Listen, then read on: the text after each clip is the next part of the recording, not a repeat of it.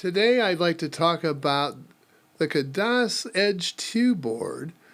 What we're going to do is we're going to cover, like we did before with the RISC-V machine, is that we're going to go over the hardware a little bit, talk a little bit about some of its reasons for existing, what applications is this thing good for.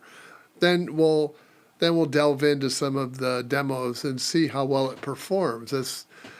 So let's get into it. So the Edge 2 is a CPU that is based on the Rockchip RK3588S, and that is an 8 nanometer part that is really intended for edge computing, maybe artificial intelligence, cloud computing, blockchain. Also has smart security, smart home, smart industry, intelligent retail. The board physically is about the size of a Raspberry Pi, maybe just a little bit longer. The Rockchip is an 8-core that has 4 high-performance cores that run at 2.25 gigahertz and 4 additional efficiency cores that run at 1.8 gigahertz. It also includes a GPU, which is based on the Mali G610. That operates up to 1 gigahertz in speed, so quite a bit faster than the RISC-V. It also includes a neural processing unit, or an NPU, which is a single processor that provides up to 6 era operations per second, not flops.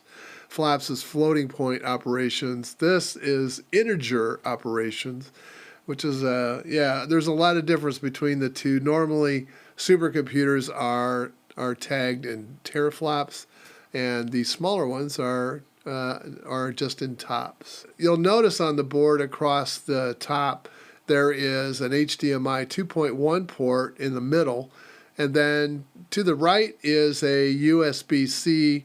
That is a power delivery only port, which is where you plug in your power. There's a number of voltages that it will handle.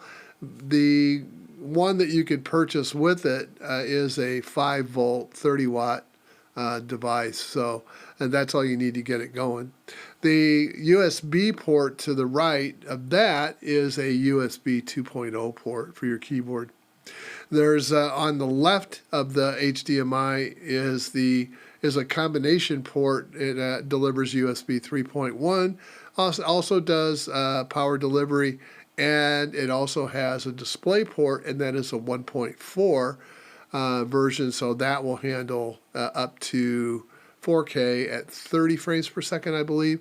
And then the USB on the extreme left is a USB 3.1 port. There's a number of things along the side as well, but it has 2 DSI ports, so you can hook up a number of displays that way if you wish. The board is said to handle 8K at up to 60 frames per second, or 32 1080 streams at 60 frames a second. There it also does encoding, and that will do 8K at 30 frames per second, and then 1080p at 30 frames per second, and 16 of those streams, and those would be H.265 or H.264. There are 2 versions of the board. There's a basic version and a pro version. The basic version allows for 8 gig of memory, and that is 64-bit 2118 megahertz LPDDR4X. There's also a pro version of the board that comes with 16 gig of memory. Same configuration, same type of memory. And then depending upon which model you buy, if it's the basic you get for eMMC, it's version 1.5. You get 32 gig on the base, and then if you want the pro version, you'll get 64 gig. As far as the ability for connectivity, it only includes Wi-Fi and Bluetooth. There isn't any LAN connector on this machine. You'll have to either use up one of your USB ports in order to connect a dongle to connect you to your Ethernet LAN if you wish, or you're stuck with Wi-Fi. The Wi-Fi is an AMPAC, that is an AP6275P chip, and that provides support for Wi-Fi 6. As far as the IEEE 802.11 standards, it supports BN, GA, AC, and AX. There's a second antenna for Bluetooth 5.0, and there's also, you'll notice it just in the center, just below the HDMI port, there's a number of pogo pads which can be used to attach extension boards to this and provide additional functionality. There's also 3 MIPI CSI interfaces that handle up to 48 megapixel, and however, each one of them individually caps out at 16. In the 2 models, they're priced at, for the basic model, $269.90 USD. Pro model is $369.90 USD. Both the basic and the Pro and the one with the case and without the case are sold out until mid-March. An optional add-on, which is called the Edge Station, this allows you to add a LAN connector. However, it's only 10 by 100 megabits per second. There's a 3.5 millimeter headphone jack and a UART for debugging. UARTs are always good for that. Just saves you from having to have enough of the machine up and running to be able to debug it. There's also an external audio digital to analog converter, and it docks to the main board via the pogo pins. That costs you an additional $35. Let's take a look at it, and we'll come back, and then I'll give you my final thoughts. So the first thing we're going to do today is boot into Oh Wow. Oh Wow is the mechanism by which Khadas makes it a little easier for you to install your distributions onto the internal eMMC drive. If you continue, you'll get a list of images that you can install. So you'll notice that there's Android here, and that is version 12. There's also Ubuntu, which is 2204. This is GNOME. This is a server image. The latest is this one. Fenix, F-E-N-I-X, is a tool that allows you to create your own distribution for it. Okay, so what we're going to do is we're going to take this image and download it, and it'll take a few minutes. So I'm just going to let that run.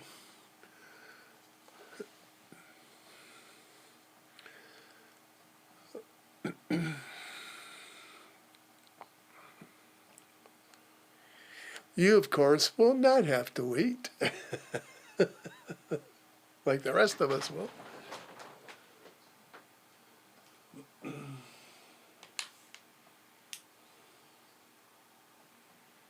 Good. Yeah, you're fine.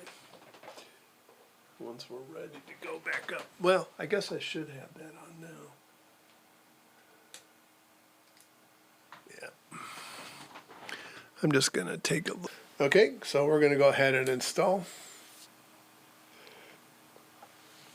One thing I wanted to tell you before we rebooted is if you look at some of the utilities that are on the Oh Wow menu, you'll find one that allows you to remove or clean off the partitions, and another one that allows you to delete an image that's already out there.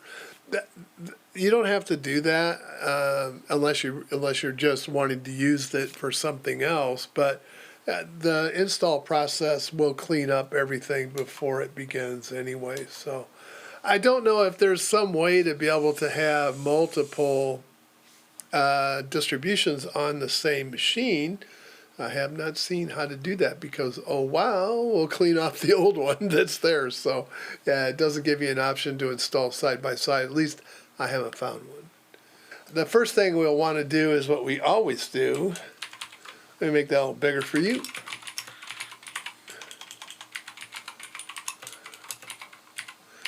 Make sure that we are up to date.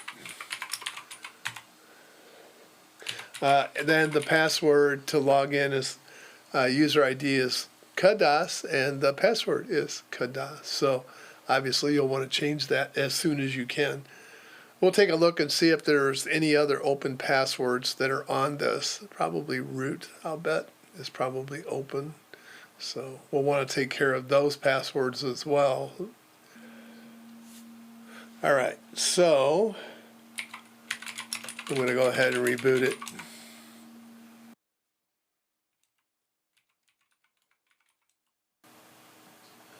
Let's just do kind of a walk around and see what we've got first. So I'm going to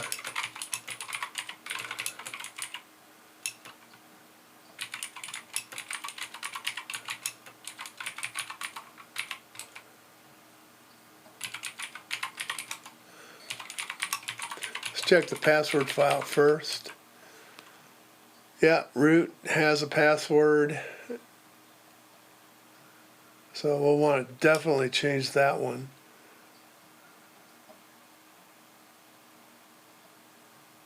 Rest of them look like they're either false or no login. Let's see.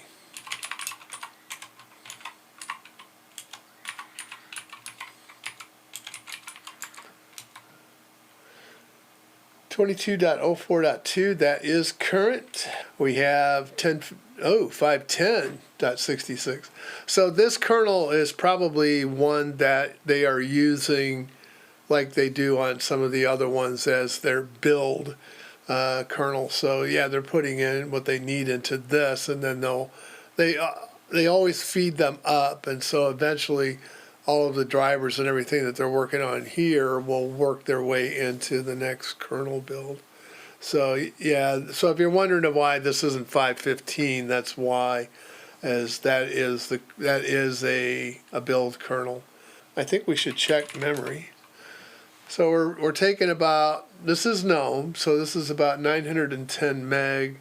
You notice my system has 16 gig, which is the Pro model. For the disk, see how much space we're taking, about 4 gig out of 64.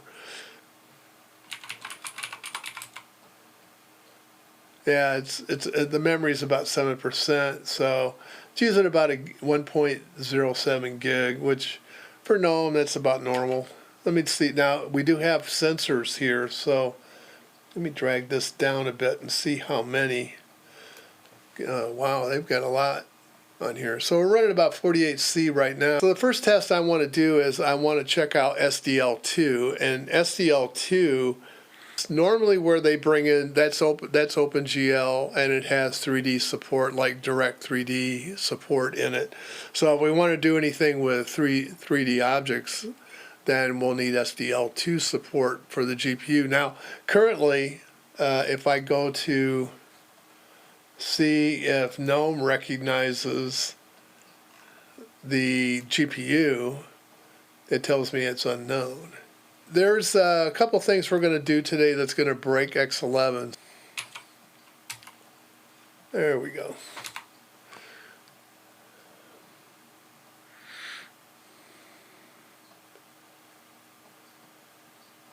This just gives me my libraries.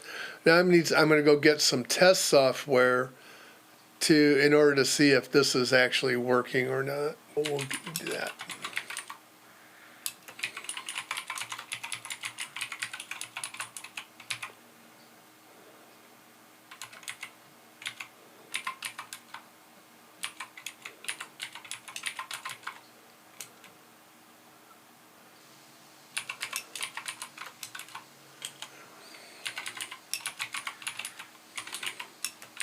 I'm going to check out release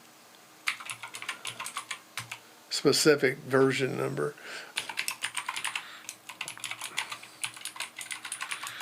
All right, let's try that again. This will probably take a lot less time.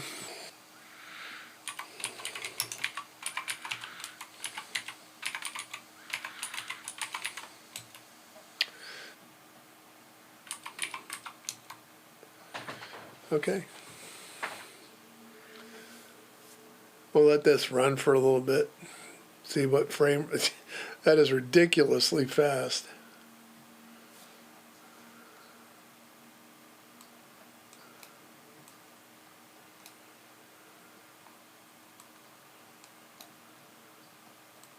I was trying to get this over here.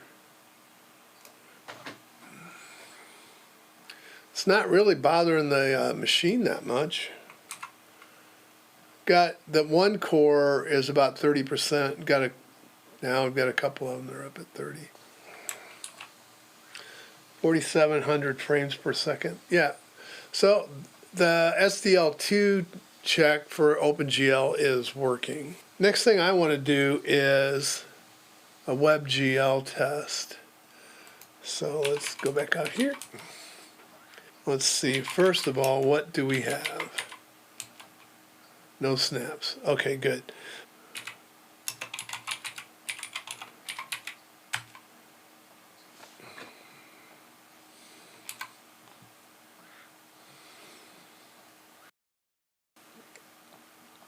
It's installing a Chromium browser.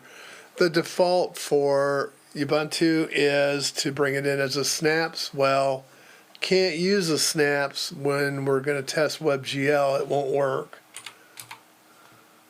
They have WebGL already enabled, but they don't have the right drivers in order to use the Mali GPU. So on this machine, and we want to use the Mali GPU and the drivers that are optimized for it. I'll tell you, I can show you when we get done with this. I'll uninstall this one, and we'll put the snaps version up, and I'll show you what the performance is like with WebGL with snaps. Yes, let me add that to the favorites because we'll probably be bouncing back and forth with this one. So I've got that. Now the next thing I need to do is to bring this up. And you'll notice that it flashes more.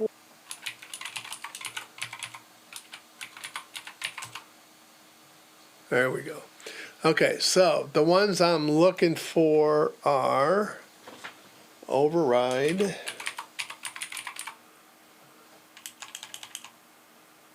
this one, override software rendering list. We want to enable that. And the next one I need is GPU. Rasterization, we're going to enable that. And the last one we need is preferred ozone platform. We want this to be Wayland. So I'll have to relaunch this. That looks good. So I think we're okay. Let's go. I think I've done all the steps. We'll find out here in a minute. Yep. Now it's going to blink. It's going to flash for a minute. So we're getting 60 frames a second with 1,000. Let me bring glances back up here so we can watch. This isn't going to... Well, it could tax it. I mean, I know I can tax. I actually got it to crash earlier. So WebGL appears to be working. Let's try a few more here. Let's try the rolling ball here. 60 frames a second. It seems to be rendering okay.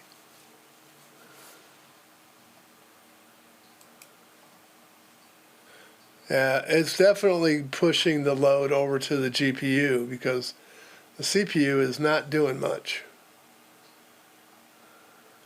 So that's a good thing. Let's see what I haven't tried this one.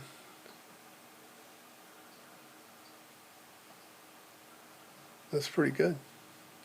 That seems to be working as well. I'll leave it up for just a second. I want to see if this is having any impact at all on the CPU, and it is not.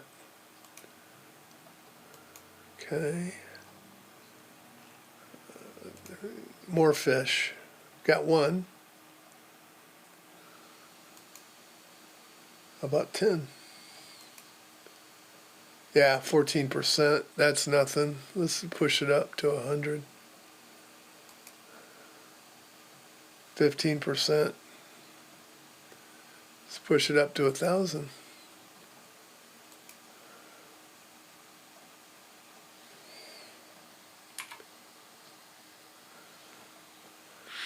%, almost.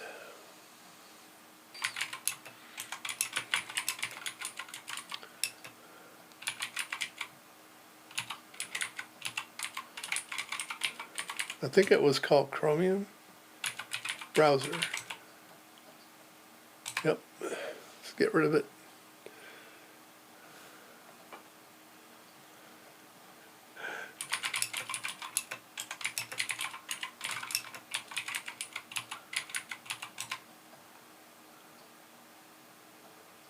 There we go. Chromium should be back out here.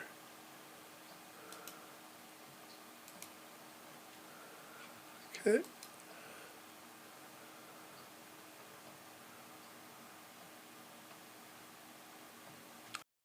Oh, there we go.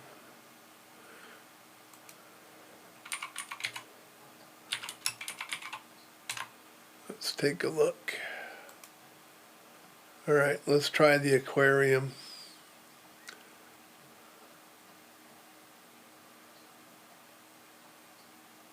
Slideshow. 2 frames per second.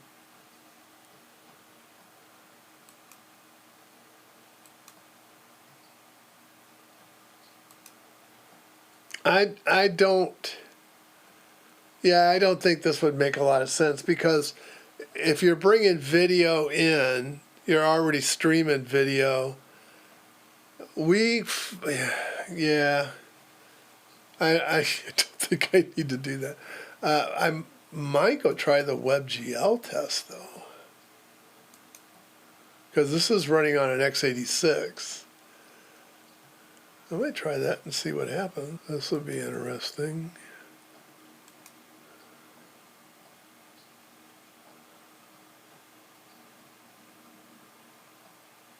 It's doing a little better. Oh, but look, yeah. So whenever you're in VDI, what will happen is you'll notice the screen has collapsed, like it is compressing, and it is, because there's contention for the, I would guess the video is contending for the network. So we definitely need some higher speed networking. I do have a card that we could throw in, which is it's a TrendNet 5 gig. But yeah, probably won't do that tonight. All the ports are filled, and I would need to disconnect one. But we can definitely try that. Yeah, that's that's definitely throttling. Yes, they do. Let's just pull output. Okay, let's do that.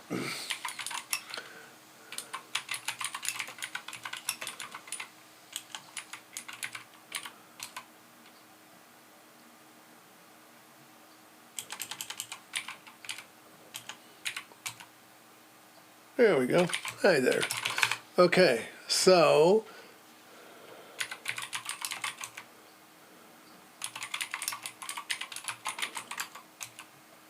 yep.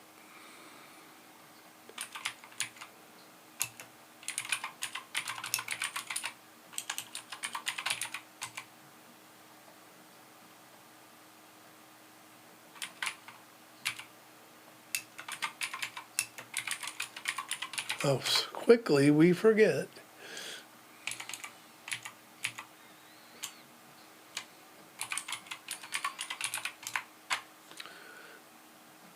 That looks good. So the GPU, as you saw, is not fully supported by Linux just yet. It is, however, fully supported by Android. It is the second fastest ARM that I have tested, and it's also the second most expensive ARM board that I have tested as well. My Bluetooth antenna pulled loose from its connector. during just picking it up and moving it from the table where I was doing my testing into the video booth here to be able to actually film with it and have it running. So that's not a good thing. It just pulled out of the connector, so I think the crimping is just not very good. So I'll just solder it back on, and then I'll be fine with the connector, I think. As far as my opinion on the LAN port, I think it should have at least a 1 gig Ethernet for the price of this board. Overall, and I also think that really it should either have a 2.5 or a 5 gig. Yeah, I think that would be a better option for this. So as far as application support, Docker is supported, as you saw. One of the things I didn't demonstrate was the ability to do PlayStation support. So it does have an emulator to allow you to play PlayStation games. Now that's PlayStation 1. I don't know if you can play PlayStation 2 on it. I'm just not a gamer. I didn't install it, but I mean, I've seen other videos from people that have used it, and it seems to work just fine. There is an artificial demo that I also didn't cover. It just does basic face mask detection on human subjects. And the one thing I did test was the single direct media layer, or SDL2. That only is supported on Ubuntu 22.04 at the moment with the GNOME desktop. And of course, that allows you to install optional SDL2 libraries, which are extensions to OpenGL to support 3D graphics or Direct 3D. So that is a nice feature. And then I also enabled WebGL for Chromium. I had to get around the problem with Ubuntu already supplying Chromium as a snap, which isn't optimized for the board. I showed you that you were only going to get about 5 frames per second with the snap support, but if you install the drivers and then you enable WebGL into Chromium, I had to use a beta that I downloaded from a PPA so that I was able to get around the problem with snaps. And that did quite well. I mean, it was able to get up to 60 frames per second. So the Mali chip is quite capable, at least in the workloads like that. I tested a number, as you saw from the WebGL, and it works very well. As far as the other comment about the WebGL support, if you install that, it will break X11 support. Now, I don't think Khadas actually recommends using X11 with this board because there is some integration with the GPUs and for GNOME, which does require Wayland. So I'm not sure that that's all that big a deal that it breaks X11. But if you want to revert it back, the WebGL back to the way it was, there are steps in the manual to do that. So let's take a look at the benchmarks and see how well this board stacks up against some of the others. And then I'll be back at the end for some final wrap-up comments.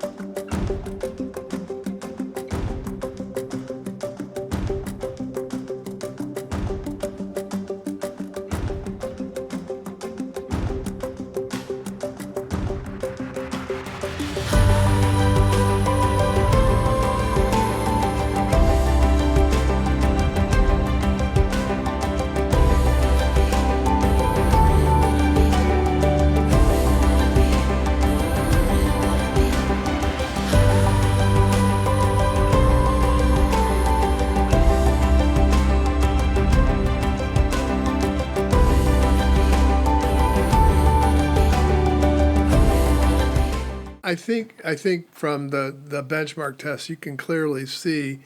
I threw the Mac in here mainly because, this price point that we're looking at here, yeah, the Mac is twice the money, but it's also almost twice the performance.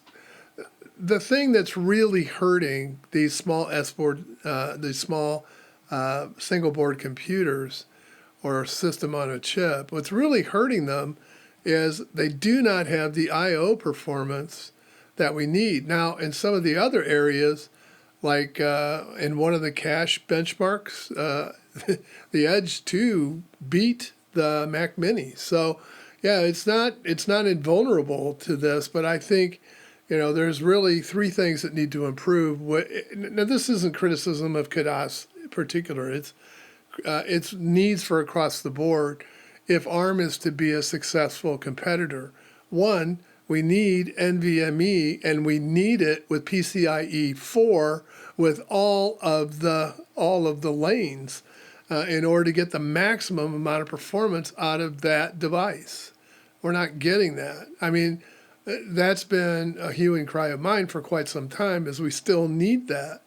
And even though the eMMC does pretty well, overall, compared, the 5.1 is clearly better than some of the other ones, like the Vim 3s is also running on a eMMC as well, and you can see a huge difference between that generation and the current generation. Now, I don't have a Vim 4 to benchmark, so I had to put in this mix.